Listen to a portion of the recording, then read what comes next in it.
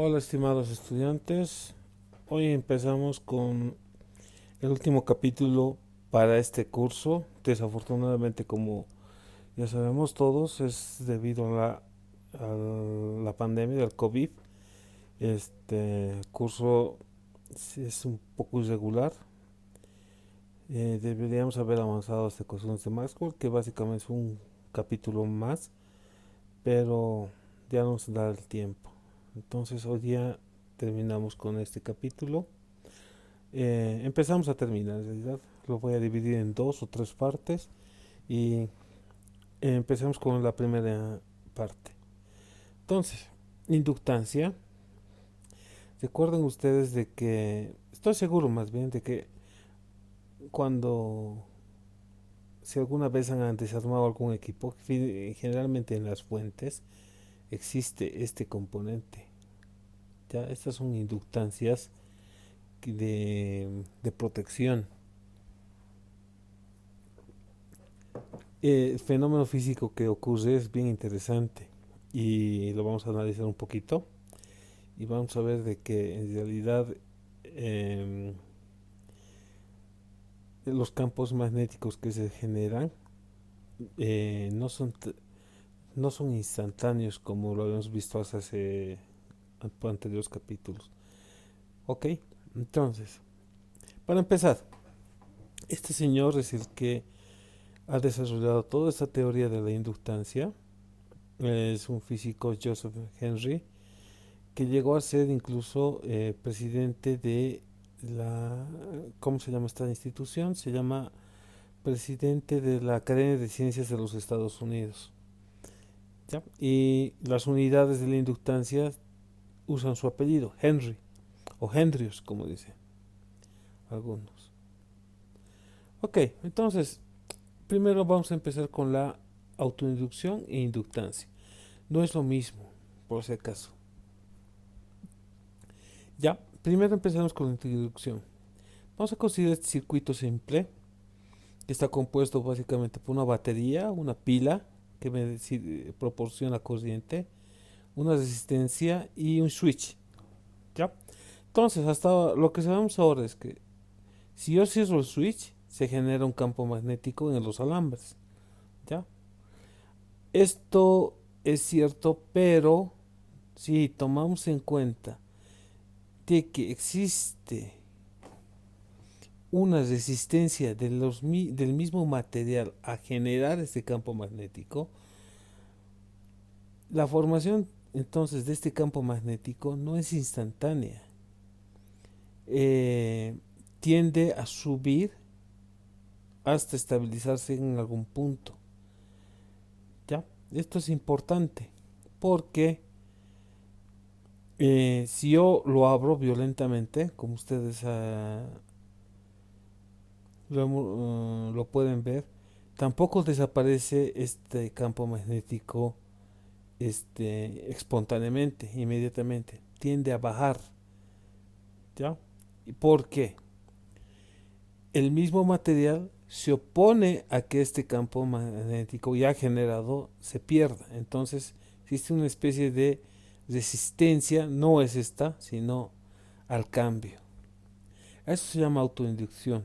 ¿Ya? Se autoinduce una corriente en sentido contrario a, a, la, a la corriente. Ahora, la inductancia es lo que vamos a ver en un breve. ¿Ya? Entonces, la fuerza electromotriz, debido a la inductancia, está sujeta a esta ecuación que me dice aquí un signo menos. No olvidemos que representa que está en contra la inductancia y la variación de la corriente en función del tiempo. Esto es importante. Cuando yo cierro el switch, la corriente tampoco aparece en su totalidad, va subiendo, ¿ya? Hasta el máximo que me pueda proporcionar la batería o lo que pida la resistencia. Entonces, al subir se va generando el campo magnético. Ya, eso me dice esta ecuación. Y recordemos de que la fuerza electromotriz también tiene que ver con el número de espiras y la variación del flujo magnético respecto del tiempo. Entonces, la inductancia la podemos escribir como el número de espiras, el flujo magnético sobre la corriente. Despejando de la primera ecuación L, tenemos que la fuerza electromotriz debida en la inductancia sobre la derivada de la corriente sobre el tiempo es la inductancia. Entonces esta L se mide en henrios, como les había mencionado, y básicamente lo que me dice es de que me genera voltaje y este voltaje tiene que ver con la variación de la corriente en el tiempo. Ahorita vamos a ver qué se representa mejor eso. Ok, entonces, si yo tengo un ejemplito, si yo tengo un solenoide de n vueltas y longitud de devanado uniforme, supongo que L es mucho mayor que el radio de los devanados y que el núcleo del solenoide es aire. Entonces, ¿qué tenemos? El flujo magnético ya sabemos que es el campo magnético por el área y el campo magnético es nu sub 0, n y la corriente por A. Nosotros sabemos, porque los anteriores capítulos, que esta n en realidad es el número de vueltas o el devanado sobre L. En realidad me dice que es una especie de densidad de espiras que existe en una longitud, este n. Entonces voy a tener nu sub 0, el número de vueltas, L, la corriente por el área.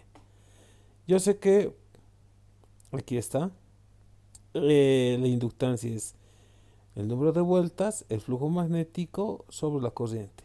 Despejando, sustituyendo más bien flujo magnético en la ecuación que tiene L, voy a tener nu sub 0, n, pero aquí también tengo n, entonces vuelve cuadrado, A, que es el área, y aquí este I se elimina con este I y me queda L. Entonces la inductancia para un solenoide de estas características tiene que ver con nu sub 0, que es del aire, número de vueltas al cuadrado, la longitud de la espira es como un resorte por el área. Entonces, aquí nos ponemos unos datos. Calcula la inductancia del solenoide si tiene 300 vueltas, su longitud es 25 centímetros y su área de sección transversal es 4 centímetros cuadrados. Esta área es 4 centímetros cuadrados. Sustituyendo, nu sub 0 es 4pi por 10 a la menos 7 teslas por metro dividido entre amper. Número de vueltas es 300 al cuadrado. L, 25 por 10 a la menos 2 metros. Y finalmente, el área es 4 por 10 a la menos 4 metro cuadrado. Entonces voy a tener que el resultado es 1.81 por 10 a la menos 4 teslas metro cuadrado sobre área. Entonces, lo puedo reescribir como 0.81 0.181. Ahora un momentito. Esta cantidad, teslas metro cuadrado sobre amper, es el henrio o henrys, como quieran llamarlo. ¿Ya? El mili viene de las potencias. Entonces, mili vale 10 a la menos 3. Esto es 10 a la menos 4. Entonces, si yo recorro una posición hacia la izquierda, me va a quedar 0.81 por 10 a la menos 3. 10 a la menos 3 otra vez es mili. Entonces sería milihenrios. Ok. Ahora analizaremos este circuitito. Tiene dos switches. ¿Ya? El principal. Primero vamos a ver qué estamos analizando. Vamos a analizar circuitos resistencia e inductancia. Entonces obviamente va a tener una resistencia y una inductancia. La inductancia se la grafica o se la simboliza de esta forma, ¿no? Como un resortito. Entonces, para analizar esto, voy a tener el switch S1, simplemente se cierra o abre el circuito. ¿Ya? Pero en cambio, el switch S2 tiene dos posiciones, A y B. Cuando está en A, hace que la corriente circule por toda, digamos, el alambre lateral. Pero cuando está en B, anulo esta parte, o sea, la fuente, y solamente puede tener resistencia y la inductancia. Eso lo vamos a ver ahora. Pero primero analizaremos cuando está en A. Entonces, las leyes de Kirchhoff, que no lo hemos llevado, pero las vamos a mencionar, me dicen que aquí E, que se representa el voltaje, o la fuerza electromotriz que me proporciona la batería, va a ser igual a el voltaje en R y el voltaje en L. O sea, en otras palabras, E tiene que ser igual al voltaje en R más el voltaje en L. ¿Ok? Ahora, obviamente, yo estoy midiendo voltajes, ohmios e inductancias, que es Henrys. Entonces tienen que tener su correspondiente factor de proporcionalidad que todo me dé en voltios. Entonces, eso es, en este caso va a ser la corriente y en este caso va a ser una derivada de la corriente también. Ahorita vamos a ver, y ya lo hemos visto. Entonces, E tiene que ser igual a R por I y más L por la derivada de I respecto de T. Entonces, E igualamos a 0. ¿Por qué? No igualamos a 0, perdón. Es igual.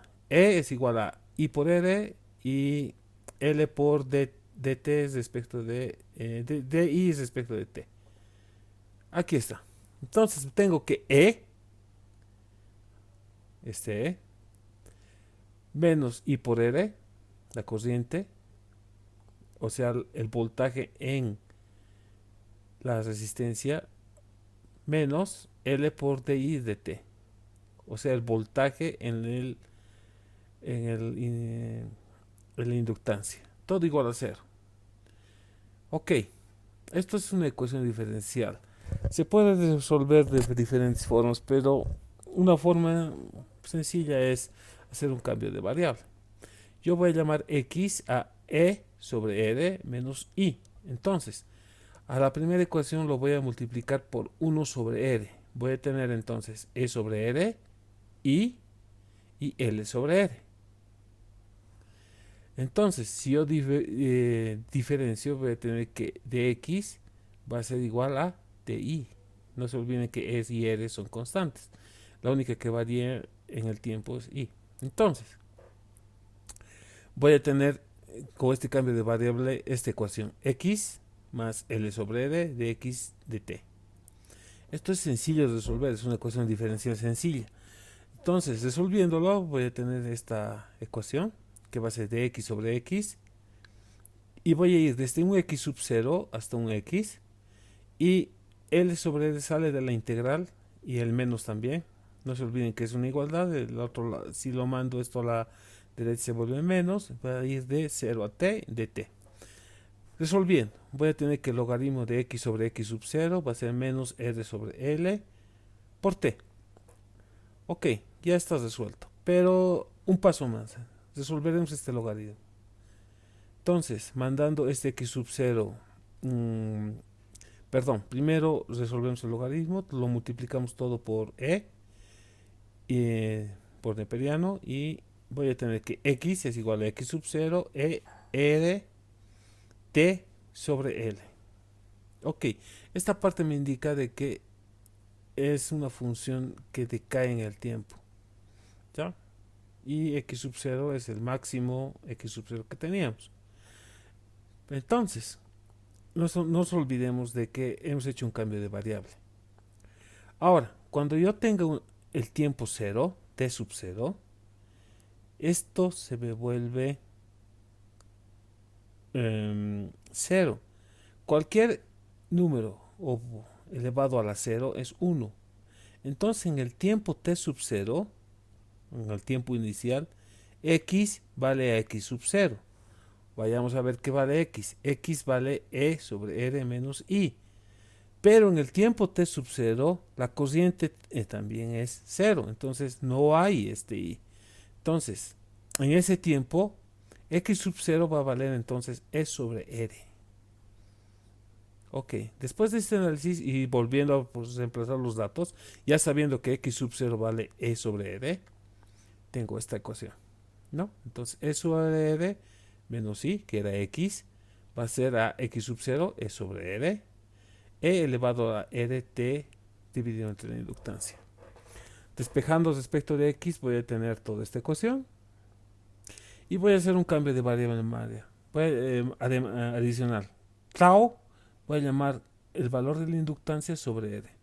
Entonces voy a tener L sobre R va a ser la inversa, que es tau. Entonces esta ecuación se reduce a esto.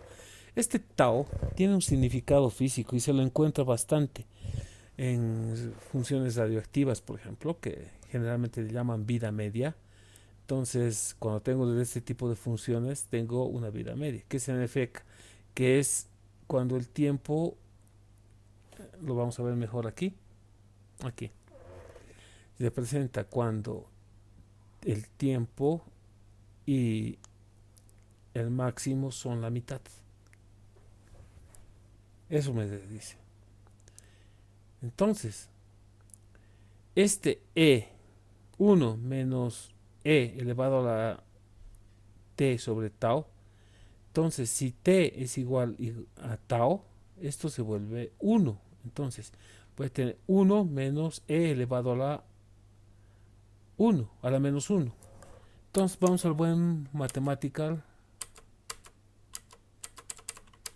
y vamos a ver cuánto vale. Aquí lo he sustituido. Esta es la versión online del mathematical. Entonces, les recomiendo que utilicen cuando tengan problemas, tengan una conexión a internet. Por ejemplo, yo tengo este valor, lo que habíamos dicho, 1 menos E elevado a la menos 1. ¿Ya? Entonces, aquí es igual. Lo procesa. Entonces, vale 0.63. Ok. Volvamos a la presentación. Entonces, cuando T y tau valen 1, ¿ya? 1 menos E elevado vale 0.63. Significa de que estamos a la mitad o una vida media, digamos. Va subiendo. Ok, entonces esto se presenta de que cuando yo cierro el switch, ¿ya? La corriente empieza a subir, subir, subir, subir hasta estabilizarse en algún punto y hasta llegar a un máximo que tiene que ver con el voltaje y la resistencia. Nada más. Ok, vamos a realizar el caso contrario. Vamos otra vez al gráfico. Voy a llevar S2, o sea, el switch H2 a B. Entonces simplemente voy a tener R y L. Este E ya no está. En otras palabras, lo he cerrado y vamos a ver qué pasa.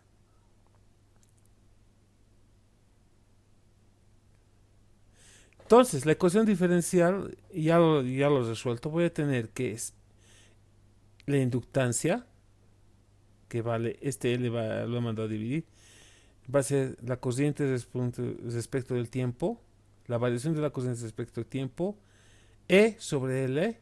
Este E no se olviden de que todavía existe, por E elevado a la T menos tau. Esto lo habíamos encontrado en el anterior caso. Ok, obviamente no tengo este menos 1 porque este ER no existe. Entonces, resolviendo esta ecuación diferencial, ya no tengo que hacer ningún cambio de variable directamente. Veo que la corriente va a ser E sobre R elevado a la E T menos sobre tau. Entonces significa de que esto va a ir decayendo desde una corriente máxima y va decayendo en función del tiempo. Esto es lo que tenemos. Entonces, cuando yo cambio el switch, significa de que tengo una corriente que es función del voltaje sobre él y va decayendo en el tiempo. Hasta en algún punto será cero. Ok, esto es, como les digo, interesante porque me dice que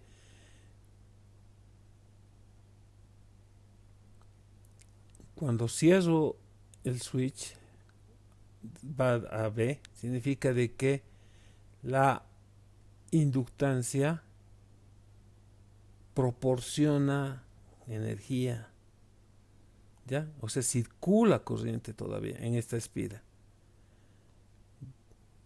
¿Y de dónde viene esa corriente? De la inductancia. Entonces, en la inductancia se ha acumulado energía o corriente, como quieran verlo. Eso es lo que me dice en este circuito RL. ¿Ya?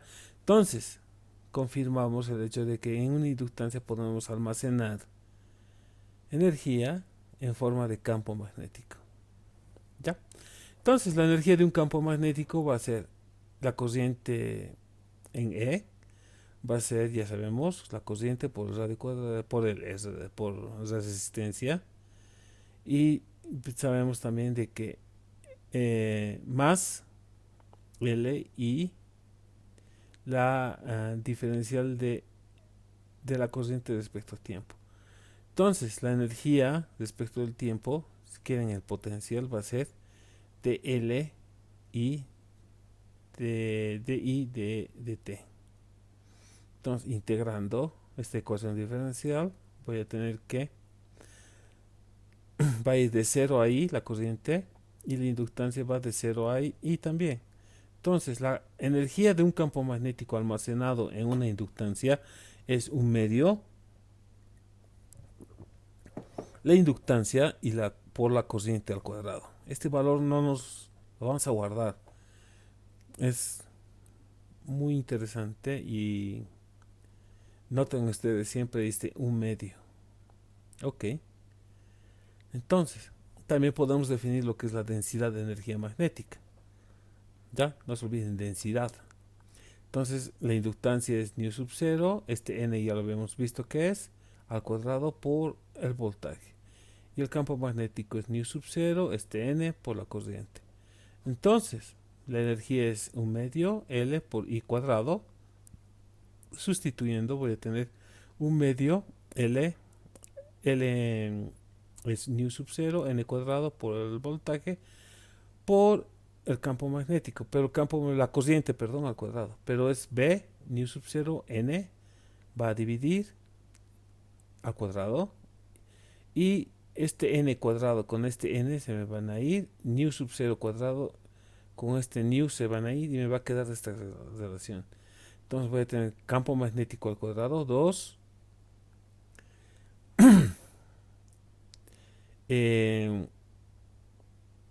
perdón, este n con este, nu sub 0 b, este de contrabando se ha quedado este n. Ok, este n no debe existir, lo vamos a borrar en un rato. Entonces la densidad del campo magnético sabemos que es la energía sobre el voltaje. Entonces la diferencia de potencial en realidad.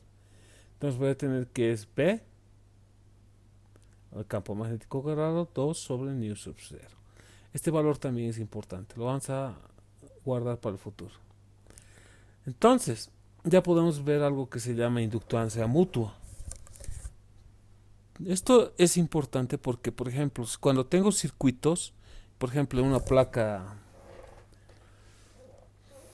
placa de computadora o una fuente, como están circulando corrientes y son diferentes circuitos que están en una sola placa, ¿ya?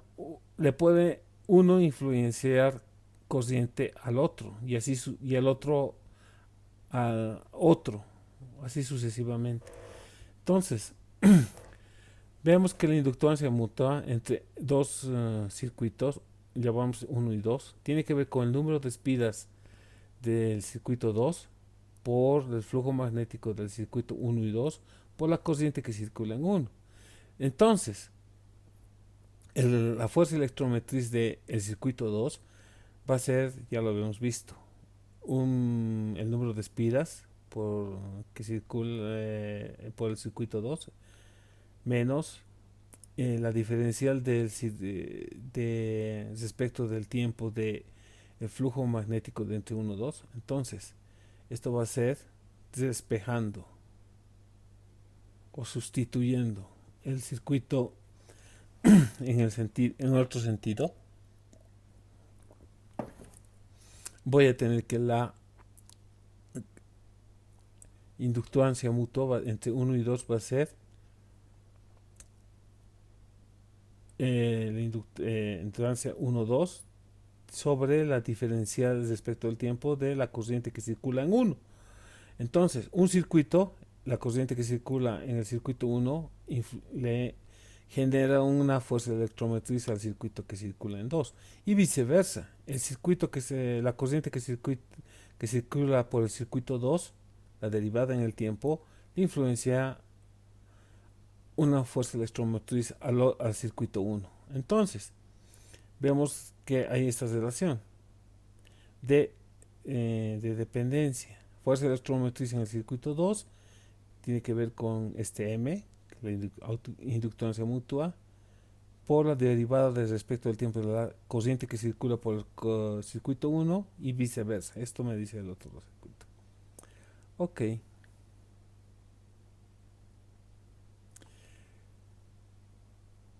El siguiente capítulo vamos a ver, siguiente sesión, las oscilaciones en un circuito capacitor e inductancia.